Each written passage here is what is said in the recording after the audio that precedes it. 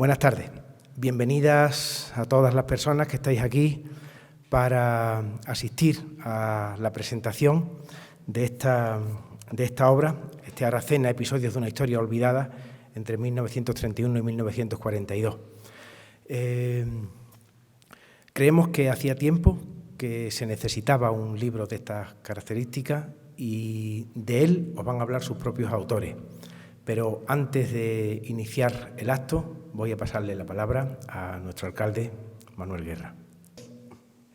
Gracias por acompañarnos esta tarde y además por arropar este acto en el que, como digo, supone la culminación de un proyecto en el que se ha puesto tanto interés, tanto esfuerzo y tanta ilusión.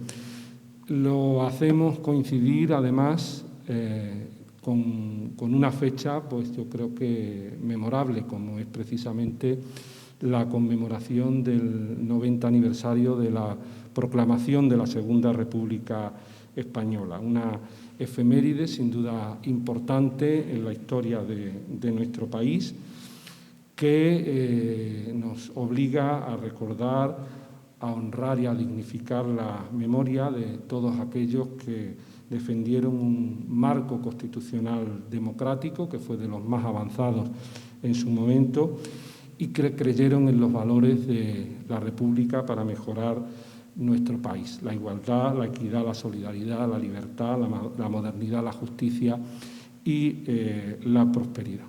Precisamente impulsar las políticas de memoria para reforzar los cimientos democráticos sobre la base de la tolerancia, el respeto y la concordia es uno de los deberes que tenemos que tener desde las administraciones públicas. En ese sentido, desde el Ayuntamiento de Aracena, pues se ha impulsado lo que es la publicación de este trabajo, que han realizado conjuntamente Omar Romero de la Osa Fernández, Eduardo Romero Bomba, que se encuentran ambos aquí con nosotros esta tarde, y Miguel Ángel Villa Domínguez, que lo estará digitalmente a través de un vídeo que nos ha grabado para acompañarnos. Como digo, es una labor que desde el primer momento entendimos como necesaria, porque si bien es cierto que se ha escrito, que se ha estudiado mucho sobre este periodo de nuestra historia en el conjunto de nuestro país y que forma parte de los grandes tratados y de los grandes libros de historia, de la historia oficial, también es cierto que es un periodo sobre el que en el ámbito local, en el ámbito cercano, pues ha habido un enorme silencio. En unos casos por la represión que siguió a la guerra, en otros casos porque durante la etapa democrática pues también hubo el nacimiento de este nuevo periodo democrático, en cierta manera se fraguó sobre un cierto olvido. Por tanto, creemos que había un ámbito importante sobre el que trabajar y sobre el que se ha trabajado. El conocer esa historia aquí en nuestro ámbito cercano, historia de la que han sido protagonistas nuestros abuelos, nuestros padres, y de unos hechos que pueden parecer que pasaron hace siglos, pero que pasó o que pasaron no hace tanto tiempo. Precisamente uno de los objetivos de este libro, de esta publicación, ha sido, por una parte, el relatar esos hechos, obviamente también el rescatar del olvido a muchas personas que jugaron un papel importante y que perdieron su vida en este periodo, que fueron asesinados. Ya como saben, desde nuestro pueblo, en nuestro municipio, se hizo un reconocimiento a los mismos con un monolito que recuerda sus nombres en el cementerio, pero es importante que sus nombres estén ahí, que sus nombres no desaparezcan en el olvido, porque no lo merecen ni ellos ni sus familias, familiares a los cuales pues también esta tarde les quiero dar no solo la bienvenida al acto, sino también la participación y la colaboración que han tenido en la elaboración de este libro. Además, entendemos que es un trabajo que no solo se le debía a nuestros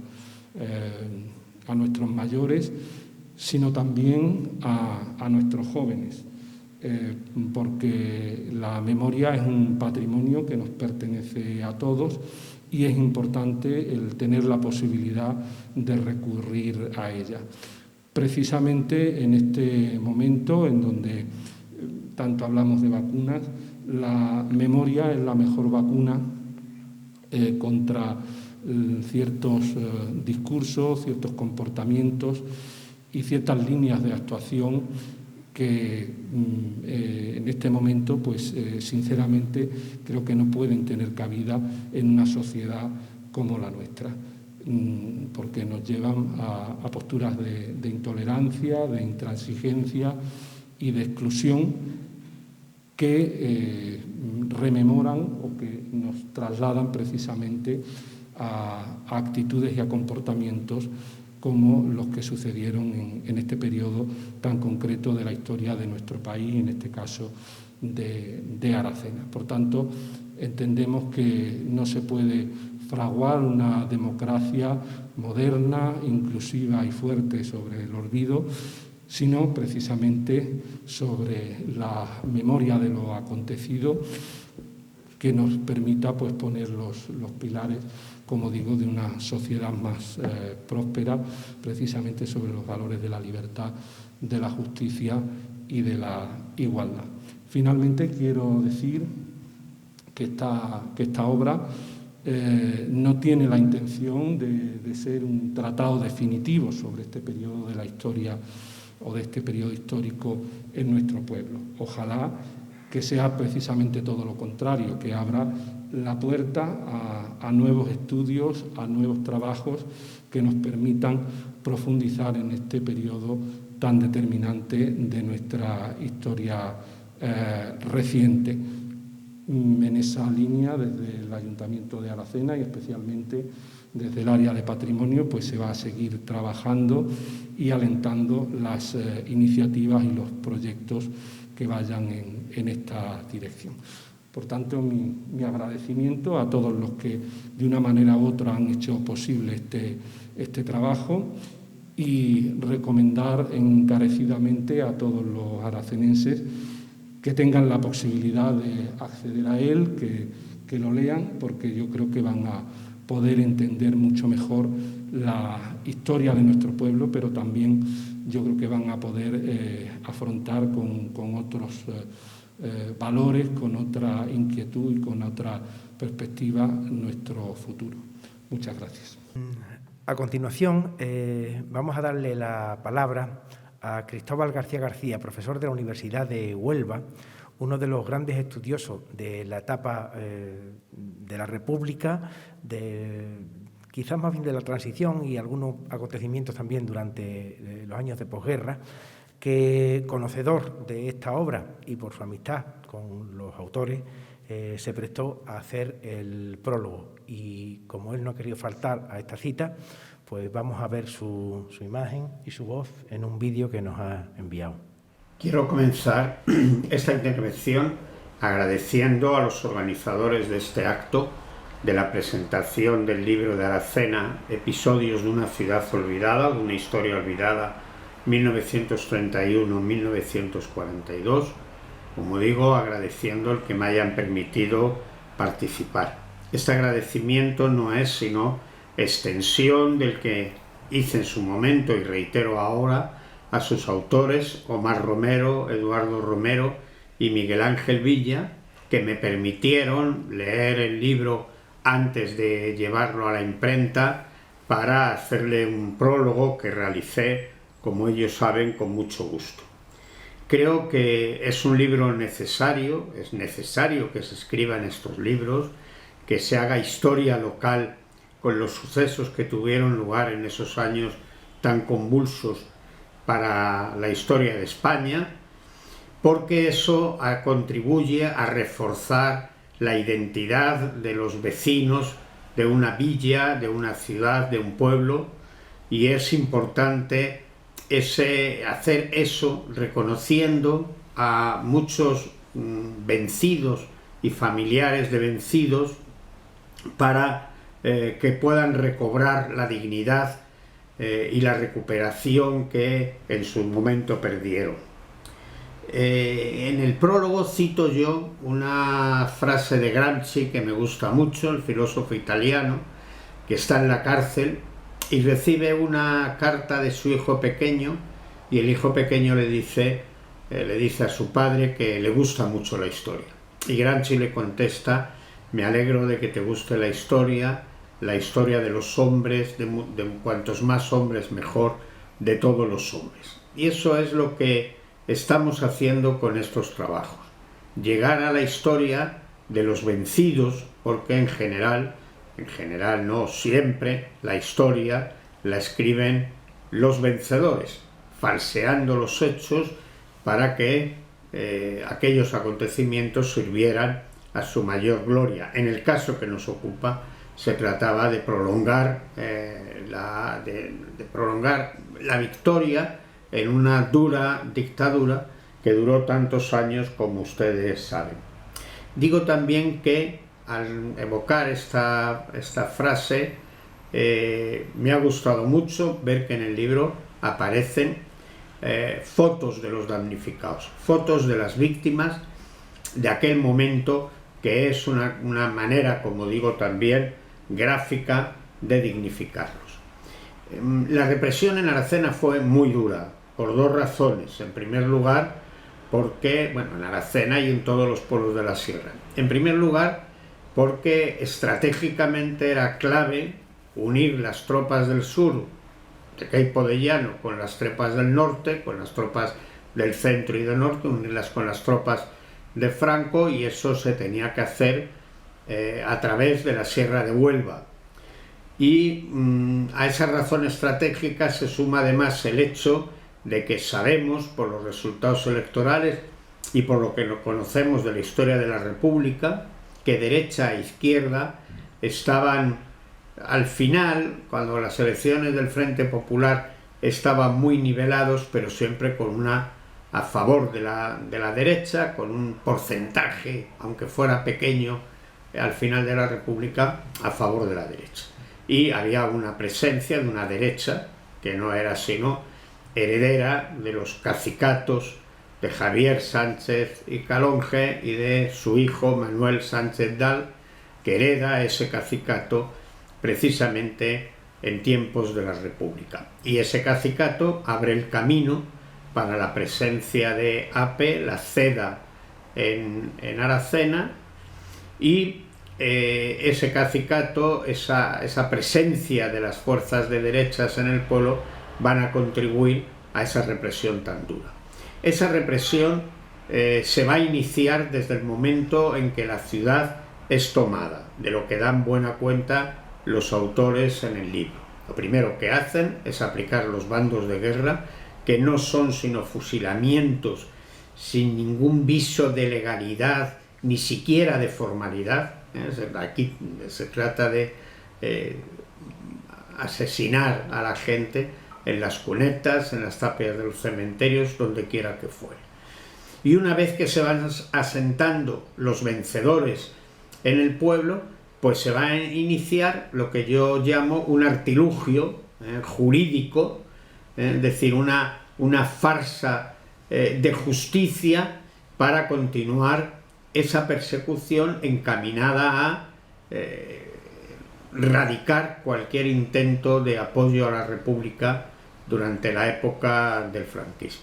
A los bandos de guerra le va a seguir los consejos de guerra, cuyos vecinos de Aracena padecieron muchos, de los que tienen ustedes conocimiento en el libro, los consejos de guerra, que no eran sino farsas de juicios que se hacían. Algunos consejos de guerra se hacían a 3, 4, 5 personas, sin abogados, sin dejar defenderse al que estaba acusado, etcétera, etcétera. y después o simultáneamente a los consejos de guerra se abren los tribunales de responsabilidades políticas, que es ya una represión más específica. A los tribunales de responsabilidades políticas que se abren en el año 39 le van a seguir en el año 40 los tribunales especiales de represión de la masonería y el comunismo. Y hubo también tribunales de depuración profesional, etcétera, etcétera. Estos tribunales podían hacer que un reo pasara de uno a otro, quebrando un principio jurídico de que uno no podía ser juzgado 2 veces por lo mismo. Aquí, sin embargo, se juzgaba 2 y 3 veces por lo mismo en una espiral de violencia jurídica que al final aquellos que incluso lograban salvar la vida, lo que les quedaba es que les amargaban la vida. ¿Quiénes reprimían? ¿Quiénes acusaban en todos esos tribunales de los que tenemos constancia? Pues los alcaldes, presidentes de las comisiones gestoras puestos por las tropas franquistas, el cura del pueblo, que tiene unas intervenciones nefastas en el caso de Aracena, algunos ricos del pueblo, la Falange, la Guardia Civil, etcétera, etcétera. Yo creo que el libro, como he dicho al principio, este libro contribuye con la seriedad con la que está escrita, vaciando fundamentalmente el archivo municipal, contribuye a la rehabilitación de tantas personas que sufrieron injustamente por sus ideas. A continuación van a hablar los 3 autores del libro: Omar Romero de la Osa Fernández, Eduardo Romero Bomba y Miguel Ángel Villa. Miguel Ángel lo va a hacer también en un vídeo, pero antes de que él hable, a mí me gustaría contar algunas cosas. Primero es que los trabajos sobre la guerra civil en Aracena tardaron mucho tiempo en empezar a hacerse. Los estudios se iniciaron muy tarde. Tuvimos el poco valor quizás de atrevernos a indagar en las personas cuando todavía los teníamos a nuestro alcance, y cuando empezamos pues eran pocos los que sobrevivieron o los que sobrevivían de aquellos acontecimientos, de aquellos años, y que estuvieran dispuestos, me voy a quitar esto porque guardo la distancia de seguridad. Fueron pocos los que en aquellos años habían tenido una participación importante y que pudieron regalarnos o ofrecernos su visión y su testimonio.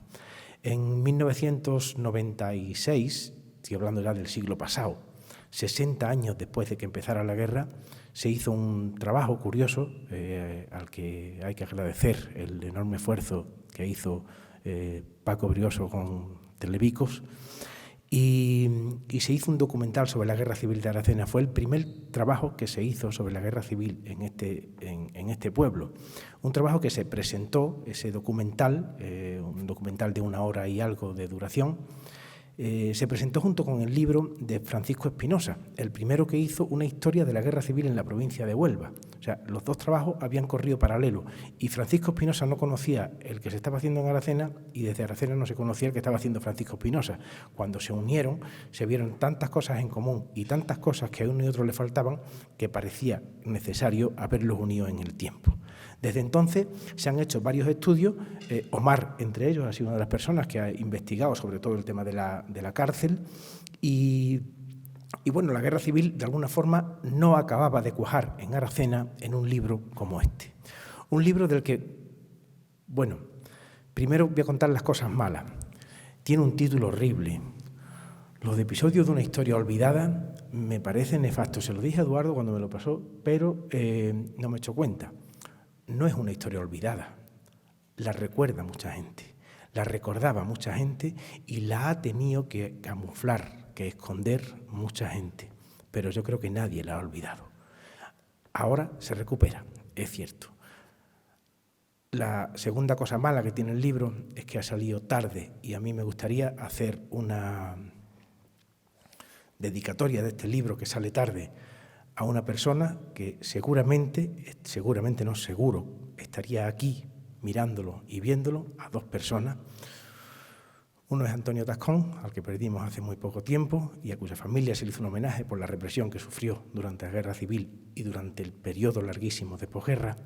Y otra persona a quien creo que Omar también se lo querría dedicar, que es a Pepi, que seguro que estaría aquí escuchando a su hijo y escuchando esta historia en la que su familia también perdió muchas de las cosas que los demás pudieron seguir gozando. Antes de dar paso a Miguel Ángel Villa, que nos va a hablar en el vídeo, yo os quería leer una cosita, que es un pequeño relato. Siento también pisarle a Omar una parte de su trabajo, porque él hace varios de los capítulos del libro y el último de ellos se centra en un acontecimiento muy concreto, que es el asalto al autobús. Lo siento, Omar, si lo vas a contar, tú lo cuentas, de todas maneras tienes otra información diferente. Un libro de este tipo tiene que contar datos, tiene que aportar información, tiene que dejar claro dónde están las huellas de lo que pasó.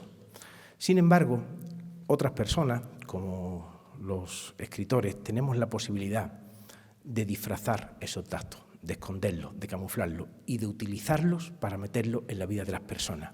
Voy a leer un relato que se llama Aniversario y que cuenta uno de los episodios que hoy se tratan y que este libro lleva en su interior, pero de una forma más novelada. Con apenas 45 años, su apariencia es la de alguien mucho mayor. El pelo, antes moreno, blanquea en las raíces. Su tez comienza a mostrar las arrugas que las preocupaciones imprimen a perpetuidad. Su cuerpo ha cedido en esbeltez y su andar, hasta hace poco elegante, se desliza ahora por una pendiente acusada hacia la dejadez. Su hija, casada con un guardia civil, vive en Huelva desde hace un par de años y apenas la visita.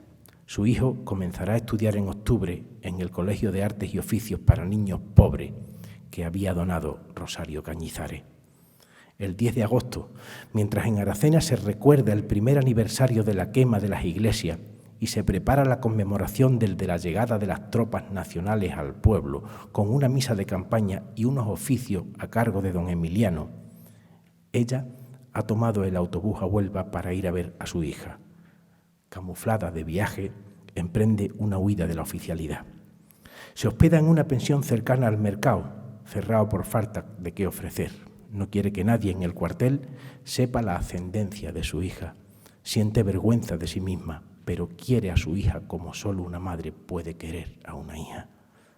3 días pasa con ella y vuelve a Aracena en el mismo autobús que la había llevado. Conoce a algunos de los que se montan también, pero no los saluda porque sus clases sociales y su situación política en esos momentos corren por vías diferentes. Uno le hace un ademán con la cabeza en señal de reconocimiento. Es el guardia civil Antonio Luque. Van sentados en la parte delantera el sobrestante de Obras Públicas, Ángel Sierra Gómez, y su esposa Dolores Valencia. Cuando el coche sale de Huelva, los campos ofrecen un aspecto seco y degradado por la desidia del año largo de guerra. El traqueteo le martiriza la espalda, pero la continuidad del movimiento le produce una somnolencia apenas contenida, con dignidad ante los demás. Cuando pasan Campofrío, ve al fondo el cerro del castillo de Aracena y desea que el último tramo pase pronto. No viaja mal, hasta llegar a la curva de la Cañada Negra. 2 hombres paran el vehículo y las sospechas se confirman cuando uno de ellos sube y saca una escopeta gritando que es un asalto. Los fugitivos de la guerra recaudan fondos para poder alimentarse en sus escondrijos por la sierra. Ordenan bajar del coche a los pasajeros. Antonio Luque, haciendo acopio de dignidad militar, saca su arma reglamentaria con objeto de defender a los demás, sin percatarse de que en realidad los pone en peligro. Los asaltantes nerviosos disparan, varios cuerpos caen a plomo, los gritos de pánico escapan de la garganta. La muerte recorre los asientos, el miedo encoge los corazones. Los viajeros, que ya han bajado del autobús con las manos en alto, aguardan el final. Los fugitivos discuten y se marchan más asustados que orgullosos. Pasado el peligro, recogen los cuerpos de 6 personas muertas y, cargados de desasosiego, recorren en el autobús los pocos kilómetros que faltan. A su llegada a Aracena, la Guardia Civil se acerca al coche con el convencimiento de que la desgracia ha tomado sitio entre los pasajeros. Los nervios se alteran porque los incidentes desordenan la tranquilidad. La guerra casi pasa de largo para los rebeldes. Ella baja sin poder apartar la mirada del cuerpo de don Ángel y su señora. Ve en ellos el cuerpo de su hermano, muerto el año anterior, y de su marido, también fallecido poco antes del inicio de la guerra. Solloza con el dolor ajeno hecho propio. Conducida al cuartel, presta declaración de los hechos, como todos los que la acompañan en tan fatídico viaje.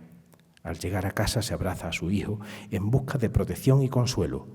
Solo encuentra compañía y la ignorancia infantil sobre la desgracia. El sueño huye esa noche, una vez más, de su almohada.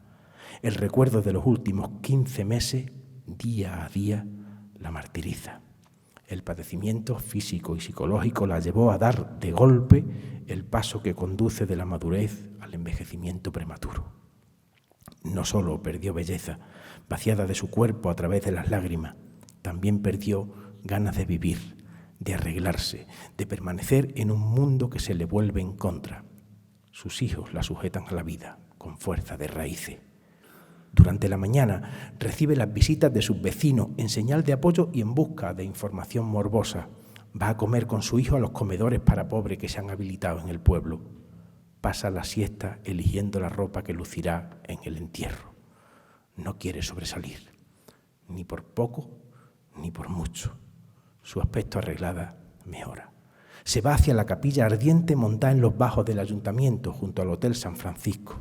Allí se reúne con la oficialidad del pueblo y de la comarca.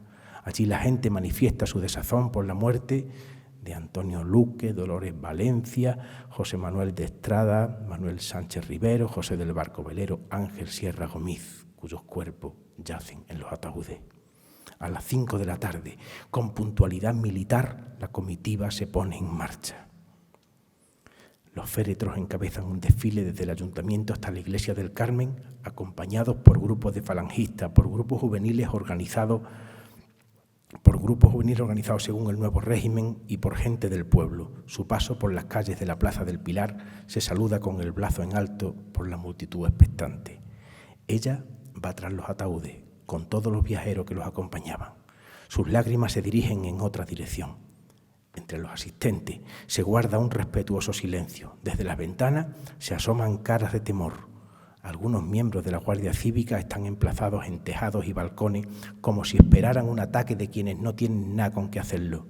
Los vigías fuman con la suficiencia de los guardianes y gritan con el brazo en alto: «Viva Franco, viva el alzamiento». Los ánimos se exaltan y se contienen ante el desfile de los muertos, ante los exabruptos de los entusiastas. El paso ante la capilla que se prepara en la plaza para la conmemoración del aniversario de la toma del pueblo el 18 de agosto se convierte en una reacción contra los rojos. Los sudores corren por la frente de los militares, por las espaldas de los que miran. El frío, a pesar de las calores de las siestas del verano, se cuela entre los huecos de las columnas vertebrales de aquellos que tienen familia en la cárcel, de quienes tienen antecedentes de izquierda, de quienes sospechan que cualquier acción suya en el pasado pueda interpretarse como un signo de adhesión a la República. Los más miedosos se unen a los gritos fanáticos de los falangistas, levantan el brazo con la esperanza de ofrecer complicidad, con el deseo de refrenar cualquier duda. La misa a los fallecidos, vilmente asesinados por las hordas marxistas, se celebra en el Carmen. La iglesia, vacía de enseres por las quemas del año anterior, se encuentra repleta de fieles que vitorean con fervor la venganza y la arenga del cura don Emiliano contra los asesinos. La mujer desea, con la escasa fuerza que aún le queda, el final de los actos. Maldice la mala suerte de encontrarse en el autobús, la obligación de participar en una ostentación que la enferma. Es consciente, además, de las represalias que el frustrado asalto provocará. No sabe qué hacer para proteger a su hijo, para ocultarlo a esta gente y para ocultarle a él esta falacia. La venganza se planea escrupulosamente. Se organiza el fusilamiento de 4 presos para el 25 de agosto. Las voces en el pueblo hablan de liquidar a 6 por 6. Las órdenes radiofónicas de Queipo apuntan en la misma dirección, pero aún queda razón entre algunos gobernantes. Una comisión viaja a Sevilla para reducir el impuesto de vidas humanas. La bondad de los dirigentes concentra la represalia en las vidas de José Román de la Torre, Manuel Díaz, Ginés Rodríguez Domínguez y José García Sevilla. El pueblo, sin embargo, sabe que 11 personas más han muerto por la misma causa. Ella se refugia en el cuidado y la atención de su hijo, en el descuido de una imagen que poco tiempo antes reservaba para un esposo amante y querido, para el gozo de una vida que se queda colgada en sus promesas y enlodada en sus miserias. Siento haberle pisado a Omar este capítulo, pero tiene otros capítulos de los que hablar. Le damos paso a Miguel Ángel Villa, que es el que en el libro se ha ocupado más de ver lo que había escrito sobre la guerra civil y las expectativas que se crean. Eduardo y a Omar por haber contado conmigo para la realización de este trabajo y al Ayuntamiento de Aracena por haberse de alguna manera comprometido con el conocimiento de un periodo tan fundamental y significativo de nuestra historia reciente del que aún somos deudores. Asimismo quiero pedir disculpas por no encontrarme físicamente presente en este momento aquí en el teatro con todos ustedes, lo que obedece a motivos exclusivamente personales.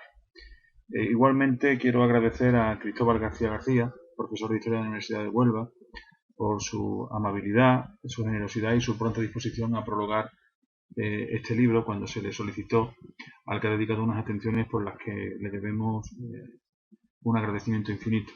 Igualmente quiero mostrar nuestra gratitud a Paul Preston, insigne hispanista, probablemente la máxima autoridad mundial actualmente en el estudio de la Guerra Civil Española, y queremos agradecerle sobre todo el haber dedicado una parte de su tiempo a leer esta modesta obra que hoy se presenta, e igualmente agradecerle sus palabras, las palabras que constan en el libro, breves y concisas, pero que nos hacen, tanto a Omar como a Eduardo como a mí, sentirnos plenos de orgullo. No voy en este momento a hablar exactamente de lo que yo me he ocupado en el libro, de los varios apartados o capítulos que he escrito, porque para eso precisamente recomiendo la lectura del libro, habiendo preferido en este caso comentar de forma breve por qué he decidido tratar esos aspectos en particular. Desde pequeño, desde chico, siempre he sentido una gran pasión por la historia, eso lo saben pues la mayor parte de las personas que me conocen. Si bien es paradójico, pero cuando llegó la hora de emprender el camino de la universidad, de dar el salto a la universidad, no encaminé mis pasos precisamente en la dirección que pudiera parecer más lógica y natural dada mi afición por la historia. Y ello por razones que tampoco vienen al caso. La cuestión es que acabé estudiando, como casi todo el mundo sabe igualmente, Derecho. Esa pasión por la historia me llevó a un temprano acercamiento a los episodios que tratamos en este libro. Concretamente me llevó de la mano de las historias en minúsculas y los relatos que me contaba desde su experiencia vital mi tío abuelo Julio Moreón, de muchos conocidos en el pueblo, concejal independiente del Ayuntamiento de Aracena en 1936, combatiente republicano y persona represaliada por muchos años, y que en largas conversaciones me contó las peripecias vividas por el pueblo y por él mismo durante aquel terrible periodo. Siempre todo ello bajo la inquisitiva mirada de mi abuela, Angelita, su hermana, que con el temor que le seguía provocando aquellos acontecimientos y el recuerdo de aquellos terroríficos años, pues le recriminaba siempre que me hablara y tratara de aquellas cuestiones.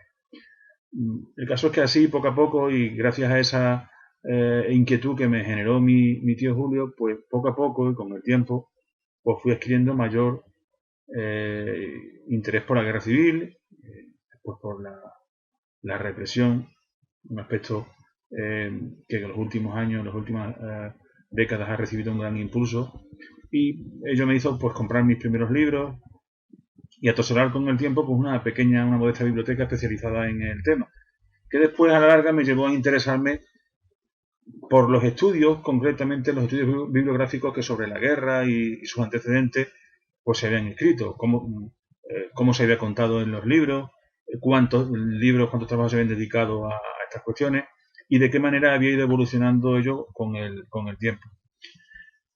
Con esto, con este conocimiento, con este interés por la bibliografía, la historiografía de la guerra civil, una vez que acabé la carrera de Derecho y empecé ya también a ejercer aquí en Aracena la abogacía, empecé a interesarme pues por otra vertiente más vinculada en este caso a mi formación, y que no era otra que el conocimiento de los mecanismos que se utilizaron por los golpistas para llevar a cabo la represión, en particular cómo se articuló legalmente esa represión, cuándo se hizo, y profundizando en el conocimiento y en el funcionamiento de la administración de lo que no dejaba de ser un trasunto de justicia llevada a cabo por los sublevados, luego ya vencedores.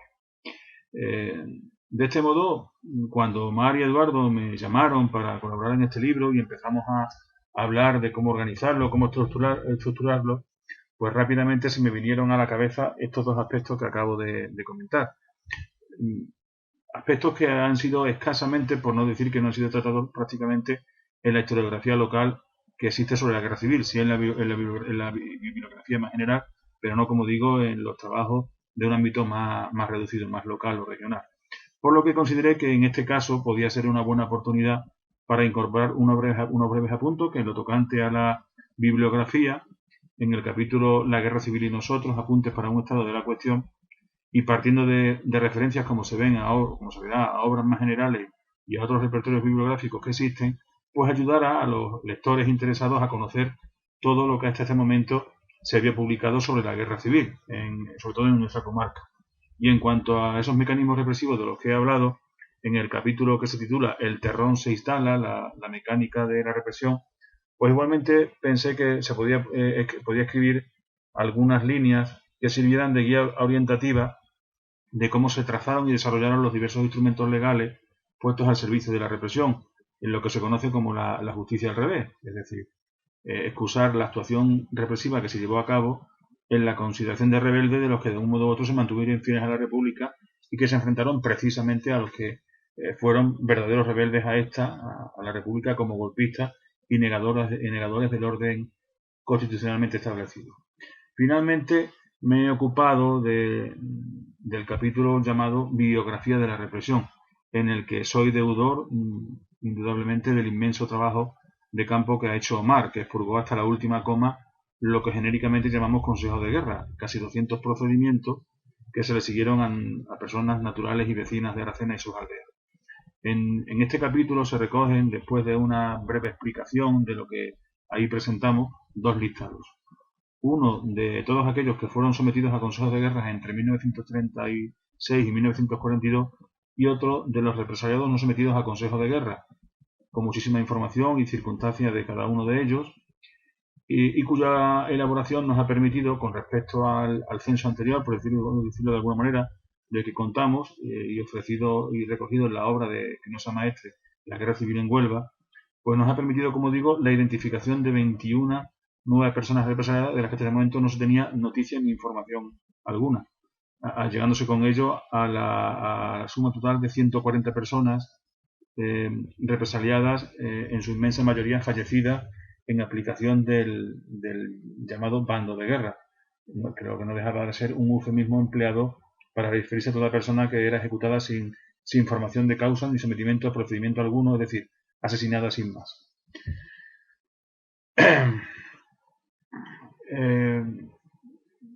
Creo modestamente que estamos ante una obra que es sencilla, es una obra modesta, como he dicho en varias ocasiones, pero que a la vez es necesaria.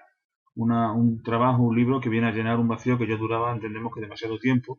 Estamos en verdad ante el primer trabajo en forma de libro que se acerca al conocimiento y la comprensión de la Segunda República y la guerra civil en Aracena, lo que pienso que no deja de ser todo un acontecimiento en sí mismo en la historia de nuestra población, y así debemos celebrarlo.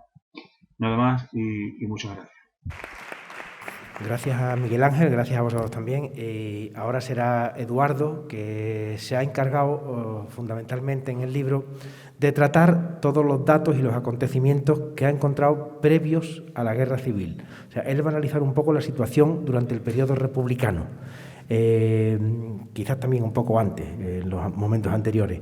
Y a ello, evidentemente, le ayuda, aparte de su capacidad como historiador, el haber encontrado una información importantísima, sobre todo en fotográfica, en los archivos de la Universidad de Sevilla, creo que son, ¿no?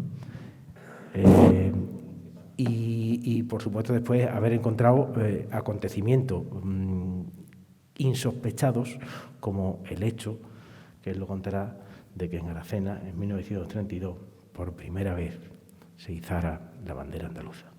Eduardo. Buenas tardes. En primer lugar, pues agradecer vuestra presencia en este acto, un agradecimiento pues que hago extensivo a todas las personas que han colaborado en este trabajo que hoy ve la luz. Agradecimiento, por supuesto, que encabeza Mario, tanto por la labor que ha realizado en la revisión de la obra, como por prestarse, o mejor dicho, ayudar en el asalto que le hemos hecho para que estuviera presente en esta mesa. Un agradecimiento también, por supuesto, que extensivo a las administraciones, en este caso al Ayuntamiento de Aracena y a la Junta de Andalucía, porque gracias a la subvención que se consiguió, pues se ha podido investigar y se ha podido editar esta obra. Un trabajo que se enmarca en la labor que venimos desarrollando desde el área de patrimonio y archivo municipal del Ayuntamiento de Aracena, que trata de investigar, conservar y divulgar nuestra historia. En este caso, unos aspectos de la historia contemporánea que son poco conocidos y que no se han dado a conocer, aunque, como citaba Mario, pues ha habido algunos trabajos ya previos, tanto a nivel provincial como a nivel local. Pero que donde había una laguna, un vacío de información, de conocimiento que hemos tratado de rellenar, aunque por supuesto en un futuro inmediato pues está abierta esa continuación en la labor de investigación, porque, como decía, también hemos tratado de conservar y toda esa documentación, tanto textual como gráfica, que se ha conseguido, pues se ha trasvasado al archivo municipal y ahí está abierto para futuros investigadores. Y finalmente, pues la labor de divulgación que se plasma en esta obra, donde intentamos relatar o redactar de una forma sencilla y amena, aunque muchas veces el lenguaje jurídico u otros aspectos más técnicos, pues pueden, digamos, ensombrecer un poco la lectura, pero que son directamente se entroncan con la labor de difundir nuestra historia. En mi caso, agradecer la labor que tanto Omar como Miguel Ángel hemos venido realizando, ¿no?, en este trabajo, que se ha prolongado en el tiempo, porque hemos querido ser exhaustivos y revisarlo constantemente, y gracias a ello pues ha sido un aporte de información continua y que relata, como decíamos, unos aspectos de nuestra historia. Una historia que tenemos que retrotraer a principios del siglo XX, cuando en Aracena se enmarca en el sistema político de la Restauración, donde existe una monarquía constitucional y donde hay una figura principal, Francisco Javier Sánchez Dal, que es el jefe del Partido Conservador y fue senador y diputado a lo largo de bastantes años. Él ejerce el poder político, lo que se denomina cacicato, y la historia de principios del siglo de Aracena pues, es deudora, entre comillas, de esta figura, porque en torno a él se desarrolla, por ejemplo, la arquitectura de Aníbal González, la apertura de las grutas y muchas otras circunstancias. Lo que sucede es que en el ámbito nacional, tras la dictadura de Primo de Rivera, pues este sistema de la Restauración entra en crisis y, como dice el famoso aforismo, pues España se acostó monárquica y se despertó republicana. Precisamente hoy conmemoramos pues ese 90 aniversario de la instauración de la Segunda República. Una Segunda República que, al igual que en el resto de España, trae esperanza, trae unos sentimientos de conseguir una igualdad social, de modernizar el país, una mejora económica a un país que estaba atrasado, con unas altas tasas de analfabetismo, donde se vivía prácticamente del campo, de la actividad agropecuaria, y que trataba de modernizarse, de facilitar la educación, y ello pues trae esperanza a una sociedad, incluida la de Aracena, que ve incluso como políticos que habían estado viviendo en este régimen de la restauración, pues se convierten en defensores de nuevos sistemas republicanos.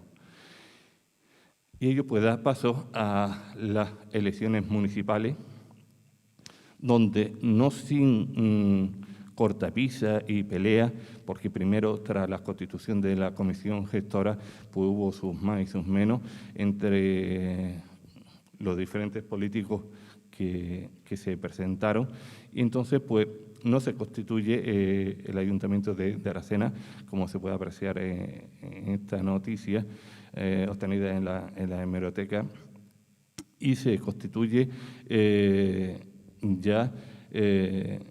y da lugar a una serie de desarrollo de la política municipal tan importante.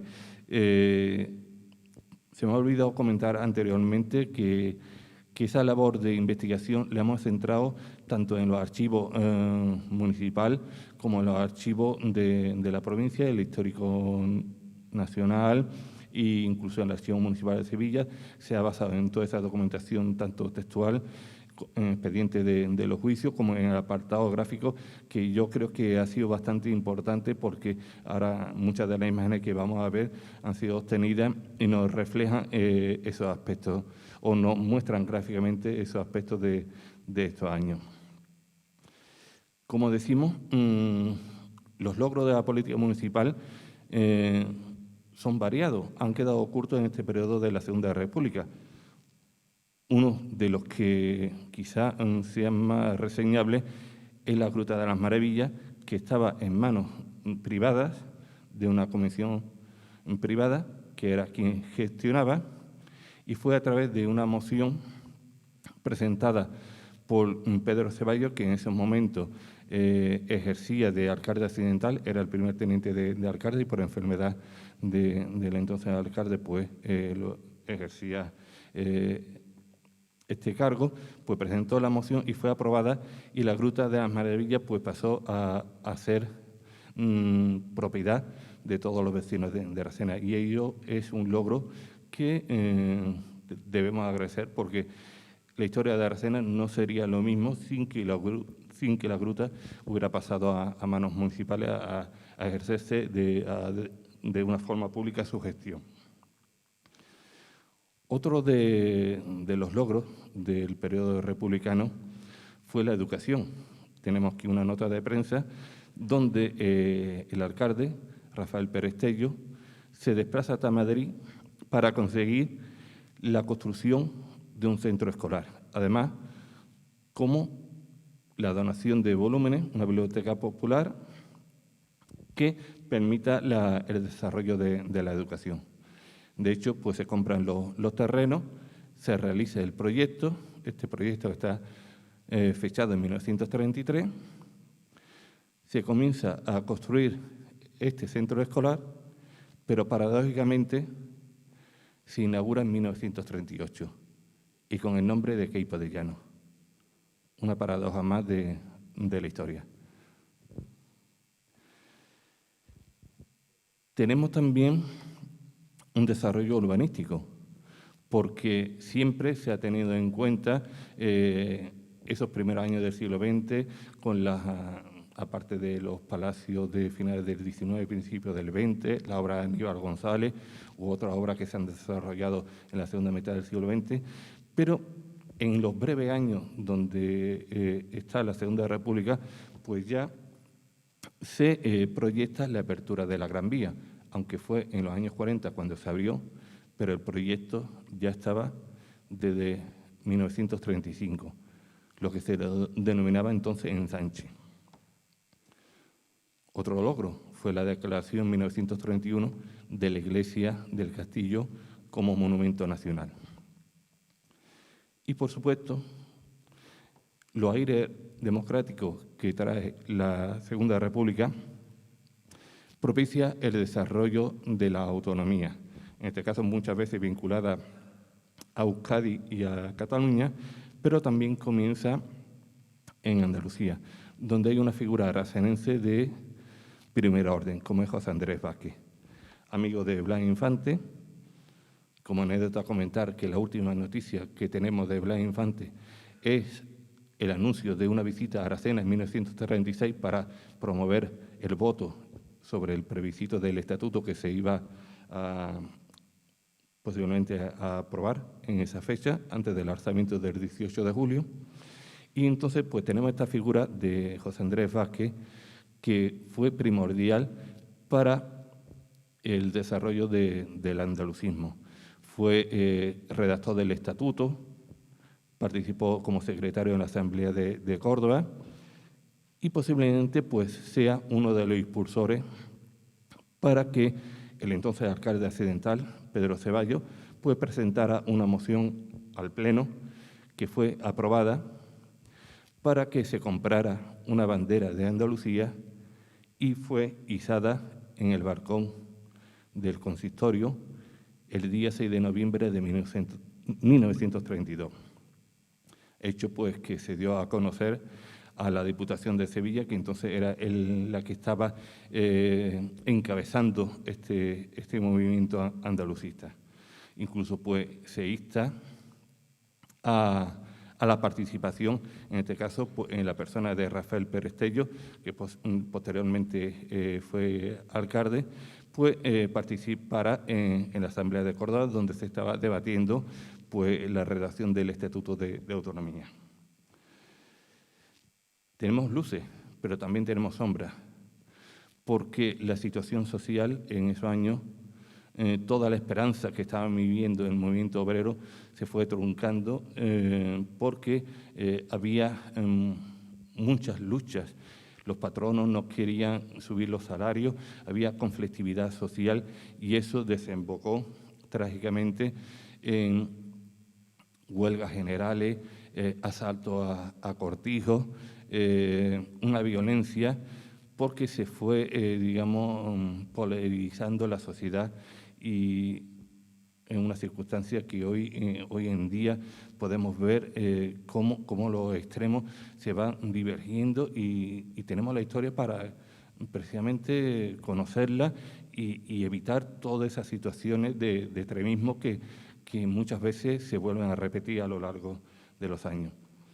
Todo este extremismo social pues tiene, por ejemplo, su punto álgido en un pueblo vecino, Arroyo Marino de León, donde se produce enfrentamiento entre campesinos y la Guardia Civil.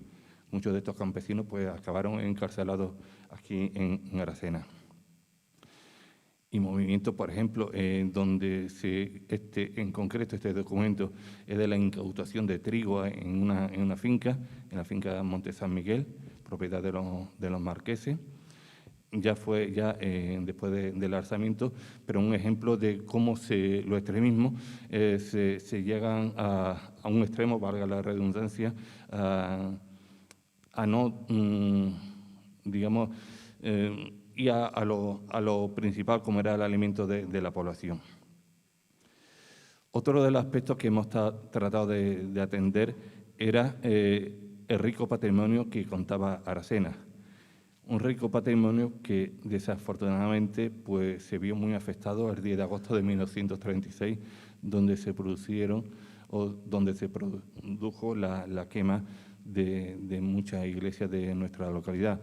La más afectada pues, fue la parroquia de la Asunción, donde se quemaron todos los retablos, todas las obras que había, pero afectó también la estructura, la iglesia del castillo o, por ejemplo, esta imagen de la iglesia de Nuestra Señora de la Esperanza en Cortarrajé, donde también se vio afectada.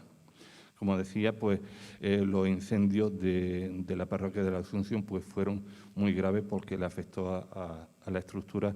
En esta imagen no solamente se perdieron verdaderas joyas de arte, sino también se perdió el archivo parroquial, que nos hubiera permitido pues conocer muchos aspectos de la historia, ¿no? Entonces, en esta sucesión de la imagen vemos todos esos daños que se produjeron.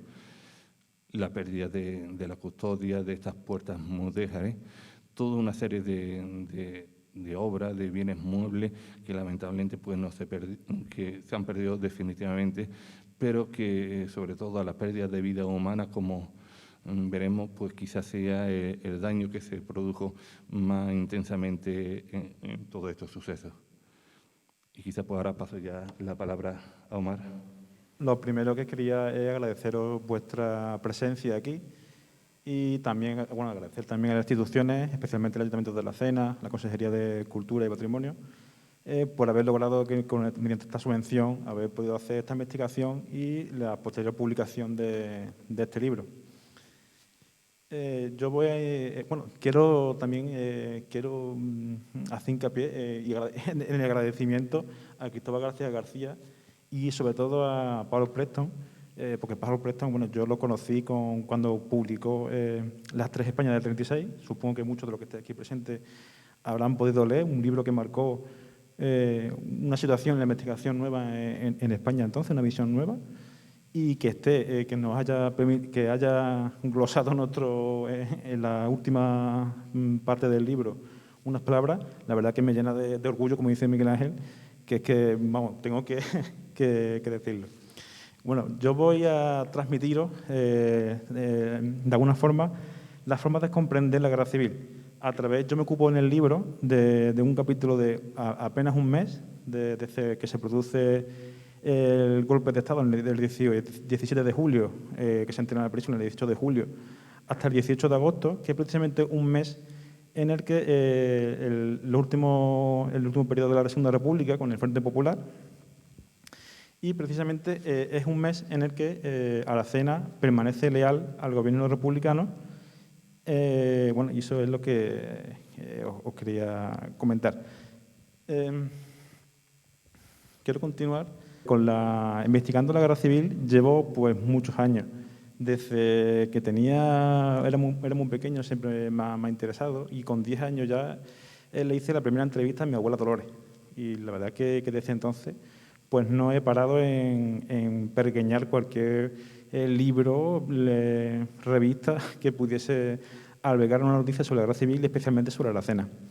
Y, bueno, con 12 años, la primera vez que yo fui al archivo municipal fue precisamente de la mano de Mario Rodríguez, que está aquí, no sé si se acordará. Él estaba investigando entonces las actas plenarias del año 44-47 y yo me limitaba, claro, con 12 años, pues, a ver cómo se investigaba, a ver qué datos se extraían y qué se podía coger de aquellos libros. Digo esto porque me apasiona lo que el presente puede aprender del pasado, y me apasiona también lo que de nuestros antepasados nos pueden enseñar. En ese sentido, la guerra civil ha pasado, es un tiempo que ha pasado, no va a volver a ocurrir. Sin embargo, su memoria permanece. Y el problema que tiene al permanecer la memoria es que la utilización con fines políticos en contra de los fines historiográficos. Y es fundamental que precisamente aparezcan este tipo de libros que ahonden en la historia de este periodo tan polémico, precisamente pues, para dar luz a este periodo. ¿Cómo conseguimos precisamente dar luz a este trabajo? Bueno, primero con los archivos. Sin los archivos, con los vestigios y en el patrimonio, no podemos, los historiadores, los investigadores, cualquier persona no puede acceder a la información, y por lo tanto sería imposible hacer investigación. Con lo cual, que debemos luchar siempre porque estén los archivos, que se puedan abrir.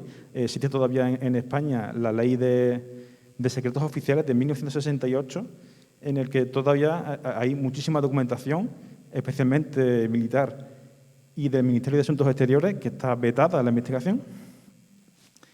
Y por eso debemos velar que esa documentación no desaparezca y que pronto se ponga a la investigación de ella.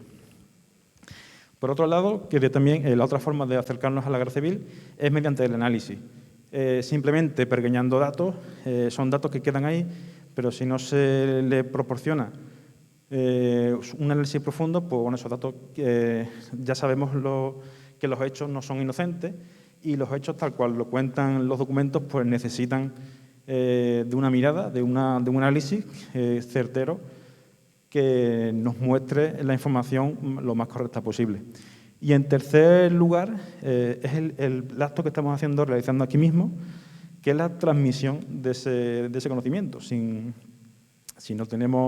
Si tenemos el libro bajo cartera y nadie lo puede leer, pues entonces nada sirve una investigación.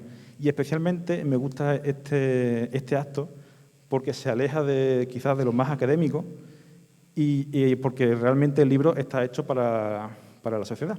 Entonces, es un acto cívico en vez de un acto más institucional y por eso pues me gusta.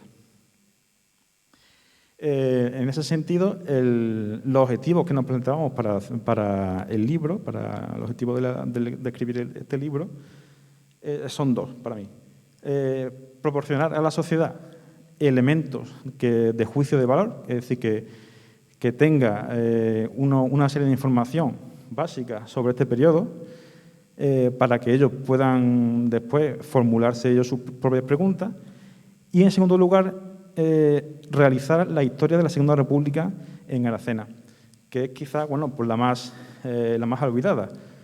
Precisamente, un libro que al margen, o sea, yo soy autor del libro, pero que si me transpongo como lector, pues es un libro que me llama la atención precisamente porque va a hablar de mi familia, habla de gente conocida y, bueno, habrá mucha gente que, como en mi caso, pues no haya conocido a mi abuelo y no haya tenido más información propia del propio familiar y en este libro encuentre algo de luz precisamente a la historia familiar.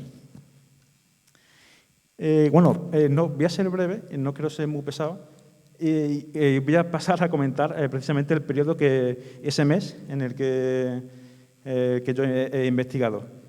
Precisamente se basa el libro en el vaciado completo de todos los juicios de los consejos militares del Archivo Territorial Togado de Sevilla.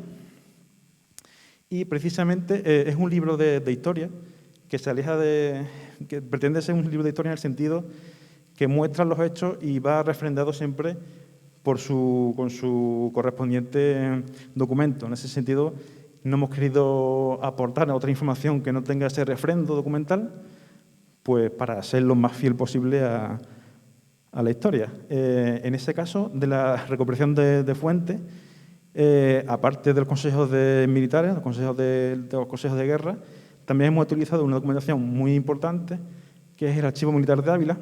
No hay mucha documentación, pero lo que tiene es importante, y del Archivo Histórico Provincial de Huelva, que precisamente trata temas de la represión que se alejan o que se escapan de los consejos de guerra, precisamente de aquellas personas que fueron represaliadas sin ni siquiera un juicio o una farsa de juicio. Bueno, tengo que decir lo primero, que el problema que tiene la Segunda República es precisamente el golpe de Estado. Si se hubiese producido un golpe de Estado, como han ocurrido otra vez en el mismo territorio de España, hubiese devenido en una dictadura, hubiese habido represión, pero el problema precisamente del golpe de Estado del 18 de julio es que falla. Y el problema es que se produce una situación de soberanía múltiple. Es decir, que en donde antes había votos, se cambian por armas. Y ese es el problema, que el Gobierno de la República no supo precisamente, no ponderó, porque sí que sabía que existía un golpe de Estado, un golpe militar, pero no ponderó precisamente las nuevas fuerzas que tenían con respecto al golpe de Estado del 32, de la Sanjurjada, que era la incorporación de del material y el dinero del fascismo italiano. Un dinero que no fue una ayuda gratuita, fue un préstamo que España estuvo pagando hasta el 62, 66, por ahí. Se estuvo pagando la ayuda italiana. Bueno, ¿qué ocurre entonces? Digo esto para poner en situación porque Huelva, la provincia de Huelva, bueno, se mantuvo cuando se produce el 18 de julio, el golpe de Estado, permanece leal a la República gracias al gobernador civil, Diego Castellano, y al control de las fuerzas de orden público, que se posicionan a favor del gobierno republicano, el gobierno leal. Eso se traduce en Aracena, precisamente, en Luis Morón Moreno, que es el delegado gubernativo, un señor que es representante del gobernador civil en Aracena y que va a organizar precisamente cómo paralizar el golpe. El primer problema que tiene dentro del 18 al 20 de julio es paralizar el golpe. Y hay tres protagonistas. El primero de ellos va a ser precisamente el gobierno republicano. En este caso tenemos a Luis Morón Moreno, también el alcalde, Pedro Ceballos, en entonces, y una serie de funcionarios del juzgado. El otro pie van a ser precisamente todas las fuerzas de izquierda, del Partido Socialista y UGT fundamentalmente, que era lo que había en Aracena, que se unen, declaran la huelga general y se unen a colaborar con el gobierno republicano. Y la tercera pata que tenemos dentro del golpe de Estado en Aracena va a ser la Guardia Civil. La indefinición de la Guardia Civil, porque la Guardia Civil se encuentra a caballo dos aguas entre las noticias, la oficialidad que llega de Huelva, que no le dice nada, y se encuentran con una población en el que cuando hacen la guardia, la ronda de noche, se encuentran a unos 300 sindicalistas ya agrupados y armándose precisamente para evitar el golpe de Estado. Ante esa situación, deciden en un principio enfrentarse a esos sindicalistas y llamando precisamente a la Policía Municipal. Y la Policía Municipal se mantiene leal a la República, al Ayuntamiento, y no ayuda, al contrario, sino que se suma dentro de la dispersión, pues ocurre una serie, se dispersa y hay algaradas en el paseo y no ocurre ningún hecho trascendente, pero sí que se ponen de acuerdo, o sea, digamos las tres fuerzas, ya se conocen y saben hasta qué punto pueden llegar o no. Y precisamente la Guardia Civil se replegará al cuartel ante nuevas noticias. Eso no quiere decir que esa indefinición no sean golpistas, sino que precisamente, como se demostrará después, habían guardado las armas que habían requisado previamente. Es decir, que anterior a la orden que se da del gobierno republicano el 19 de julio de requisar las armas para armar el pueblo, en el cuartel de la Guardia Civil y en ciertos puntos de Aracena, se había ya guardado armamento precisamente porque estaban preparados para darle un golpe. O sea que efectivamente había un riesgo de dar un golpe en Aracena. El único sitio de la provincia de Huelva donde sí triunfa el golpe es en Cinasola y es en Beas. Ahí la Guardia Civil sí que proclama el bando de guerra. Bueno, nos estamos moviendo entre el 18 y el 20 de julio. En esos 3 días, el gobierno republicano consigue replegar a la Guardia Civil, a fuerzas militares, con lo cual ellos ganan el golpe. Y a partir de ahí, lo que hacen es crean el Comité de Defensa de la República, Comité Revolucionario para otros, y lo que deciden es cómo organizar el pueblo en aquel entonces. La importancia que tiene Aracena, aparte de organizar la propia población y las aldeas, es precisamente que los mineros, la columna minera, utiliza como centro de distribución de víveres para las columnas que van hacia Sevilla, especialmente a la columna minera traicionada en la Pañoleta, cuando van a socorrer el golpe en Sevilla. De hecho, de aquí partieron unas 4 columnas con víveres, que fueron también algunas interceptadas, otras no. Entre ellas conducía el camión mi bisabuelo Delfino, otro protagonista que sale en el libro de mi familia, que también fue con el camión de Andrés Tascón, que iba y venía precisamente trayendo víveres no solo de Calaroza y de todos los sitios, iba hacia Sevilla. Dentro de esa organización de víveres está lo que ha comentado también Eduardo, de la requisa de trigo para moler pan. Existían, pues se hicieron, yo he localizado hasta 2 requisas, 2 incautaciones de trigo, también hay incautaciones de reses, y organizan, por un lado, matan las reses, morturan el pan y lo que hacen es vender mediante vales los víveres a la población. Se crea un comedor social en lo que es el edificio del antiguo sanatorio, que era un edificio destinado a hotel que no se llegó a inaugurar, que todos conocemos, y a reparto también de víveres en el mercado. Perdón. Aparte también de los víveres, de lo que es la organización dentro de la alimentación, otra organización importante que emprende el Comité de Defensa va a ser precisamente la seguridad, el orden público. Y entonces organiza pequeños puestos de vigilancia en los bordes de Aracena, en San Roque, en San Pedro, en el Mato, en Santa Lucía, en la Venta de Aritaña, en la salida hacia Sevilla, en la salida también de la carretera hacia Campofrío. Ahí incluso dicen que hacen hasta una trinchera. Y dentro del pueblo, pues se organiza también tanto la policía municipal, existía como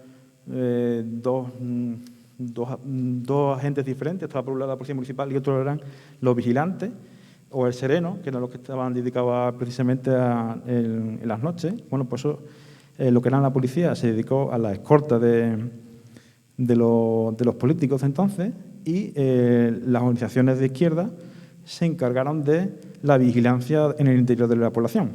Entre otros cometidos tenían precisamente la vigilancia de la Guardia Civil, que no saliese del cuartel, y a personas de derecha. Precisamente, uno de los hechos que ocurren en este mes es que encarcelan a 72 personas de derecha, tanto en la cárcel, la antigua cárcel, al lado del mercado, ya no existe, como en el Cabildo. Y dentro de esa vigilancia también existía una vigilancia a personas de derecha que ellos podían considerar como enemigos también a la República, en el caso de Manuel Xuró, que estaba hospedado en el Hostal San Francisco, que una noticia que ya se da también en el documental de Televico del 96, precisamente, se hace eco de esa noticia. Porque el mismo Manuel Xuró lo recoge en unas memorias o algo así, un libro que tiene.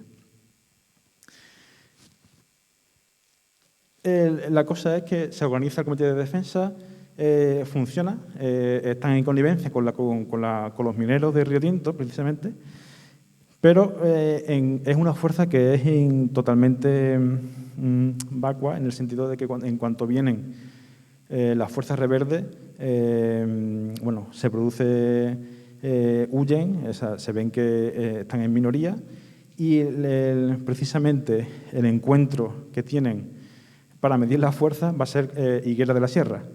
En Higuera de la Sierra va a haber un enfrentamiento con la Guardia Civil, que le ayudan los regulares que estaban ya en Zufre y en Santa Olalla, y hay una pequeña refriega en el que salen victoriosos los reverdes, claro está, pero les cuesta.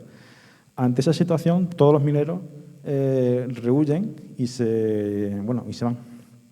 Por un lado, y eso ocurre a partir del 29 de julio, ya se conquista, la columna Carranza conquista todo el sur de Huelva, capital, y todo el sur, todo el litoral. Y a partir de ahí se organizó ya subiendo. Entonces, por un lado estaba la columna Redondo y por otro la columna de Álvarez de Rementería, que se van a encargar de conquistar la provincia tanto por el norte como por el este.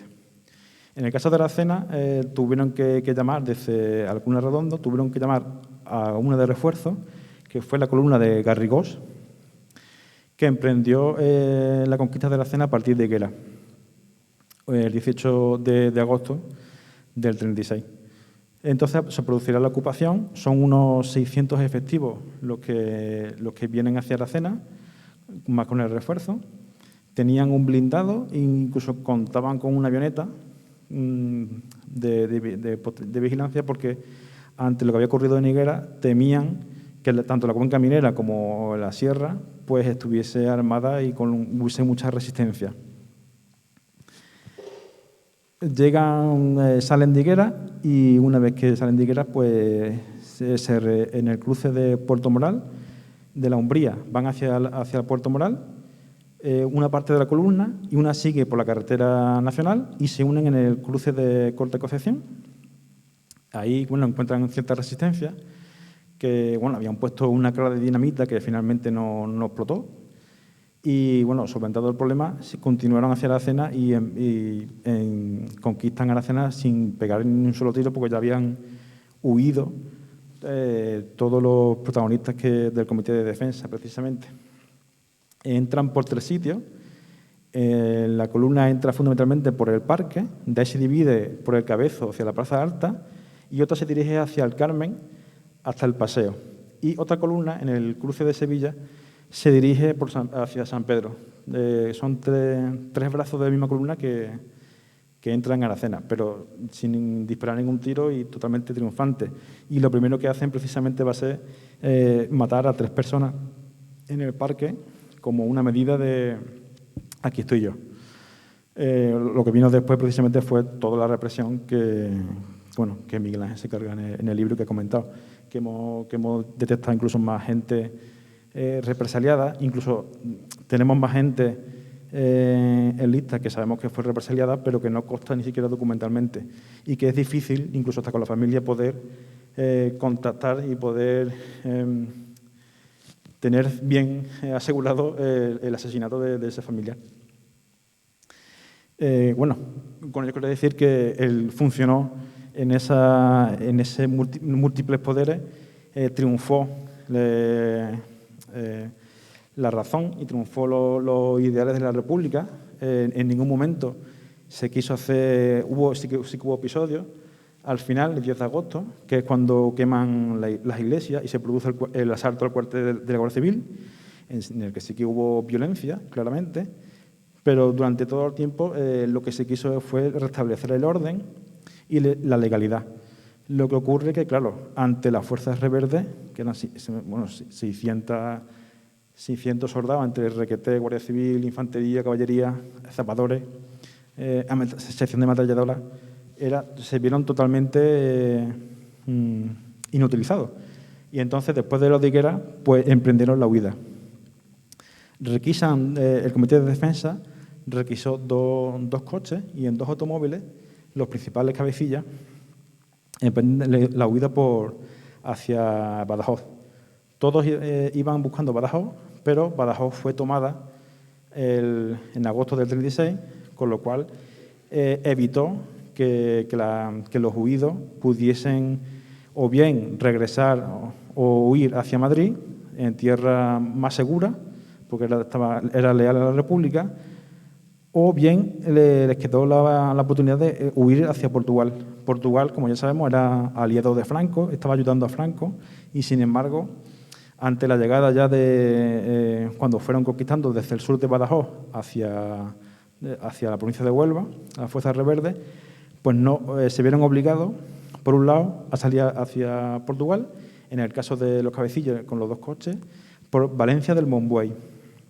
Y ahí fueron apresados en Barranco, y de Barranco, conocemos la suerte de algunos de ellos. Los principales cabecillas pues, fueron traídos a Aracena, precisamente porque un mando de la Guardia Nacional Republicana toma declaración y saben que son de Aracena, y entonces invitan a las autoridades de Aracena qué hacer con esas personas, y los traen a Aracena y fueron todos fusilados.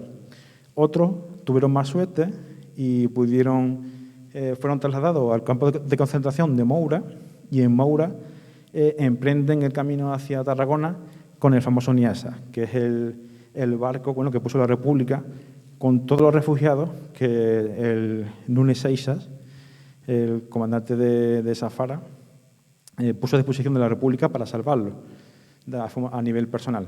Y de eso tenemos testimonios de alguno también que aparece en el libro. Por otro lado, la otra salida posible era hacia Madrid y se hizo en 2 ocasiones. En una primera fue el batallón Río Tinto el que emprende la huida hacia Madrid rápidamente, sin ningún problema. Pero una vez que conquistan, las fuerzas rebeldes van conquistando, van llegando hacia Fregenal, les obligan, conquistan Fregenal y ya tienen conquistada también la Sierra de la Cena. Y les obligan a tomar una decisión.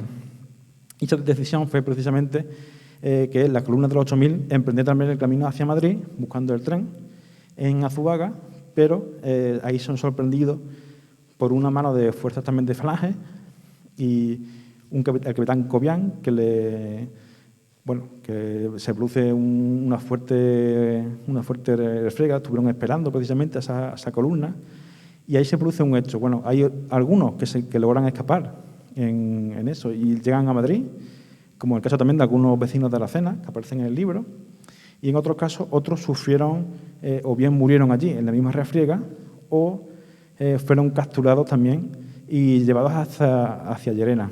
En Llerena, como ocurrió también en el caso de Barrancos en Portugal, las autoridades llamaron a las autoridades en Aracena para ver qué se hacía con aquellos vecinos. Algunos fueron fusilados en la misma Llerena, Otros fueron conducidos a la cárcel flotante de Cabo Calvoeiro, en Sevilla, y allí también algunos sobrevivieron y otros también fueron fusilados en el propio barco.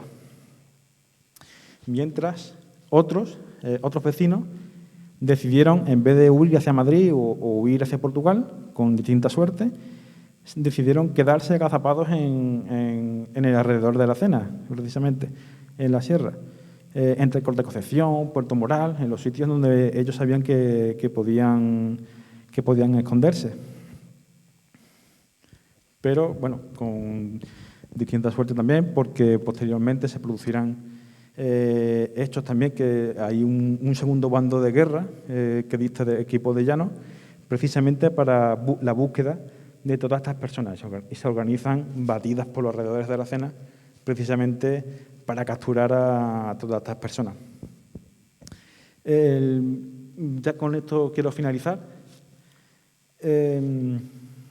Por un lado, quiero resaltar el valor que tuvieron todas esas personas que organizan el Comité de Defensa para que no ocurriese ningún desmán, que no ocurriese ningún tipo de violencia, que todo fuese el orden, que se mantuviese la legalidad republicana. Y quiero recordarlo con 2 personas. Una es Pedro Ceballos. Pedro Ceballos era el alcalde de Aracena. Yo quitaría ese pelo de accidental. Efectivamente era accidental, pero por como demostró siempre en su quehacer político y lo que hizo precisamente en este periodo, se merece que sea el alcalde de Aracena. Y es el alcalde de Aracena porque, se fue a la salida a la carretera de Sevilla, a la salida de Aracena, para evitar un baño de sangre, que no evitó. Resguardó en su casa al cura Emiliano Rodríguez, precisamente para que no tuviese ningún tipo de problema, y aún así fue fusilado mediante un bando de guerra. Y la otra persona que quiero también resaltar, que va unida a esta porque eran amigos que eran jóvenes, era mi abuelo Manuel Fernández Tello, que era el juez de primera instancia y instrucción de Aracena, que siempre quiso mantener la legalidad del momento, investigando cualquier tipo de hecho luctuoso, porque él no era simplemente el juez de Aracena, sino que era el juez del partido judicial. Y, claro, en unos momentos muy difíciles en el que tuvo que hacer frente a asesinatos en R. Pilar, una serie de cuestiones que siempre fueron investigadas desde el juzgado y que, bueno, con eso quiero finalizar. Como ha comentado Miguel Ángel en su vídeo de presentación y también ha citado Omar, quizá una de las cosas que nos sentimos más orgullosos de esta obra es haber realizado un listado exhaustivo de las personas represaliadas, aunque eso no quiere decir que en un futuro se pueda ampliar, pero hemos podido constatar todas esas personas que padecieron la represión, que se fueron de su pueblo, fueron exiliados, incluso algunos acabaron en campos de concentración nazi y allí fallecieron. Entonces, pues nos gustaría aprovechar este acto, esta presentación de este libro, pues para rendir homenaje a todas esas personas que tanto perdieron la vida como se vieron encarceladas o fueron obligadas a romper su vida cotidiana y marcharse al exilio. Entonces, pues, van a ir sucediendo una serie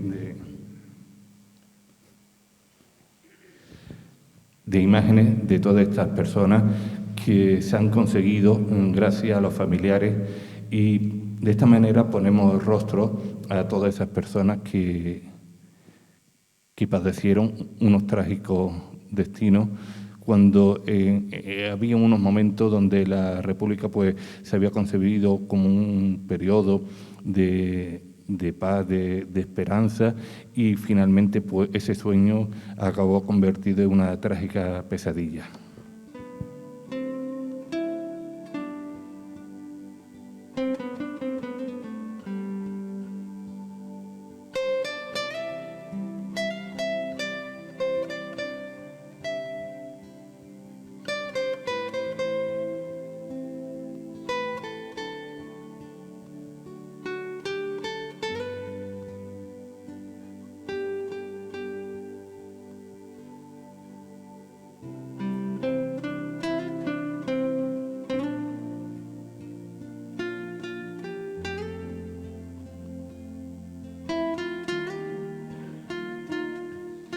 Pues nada más.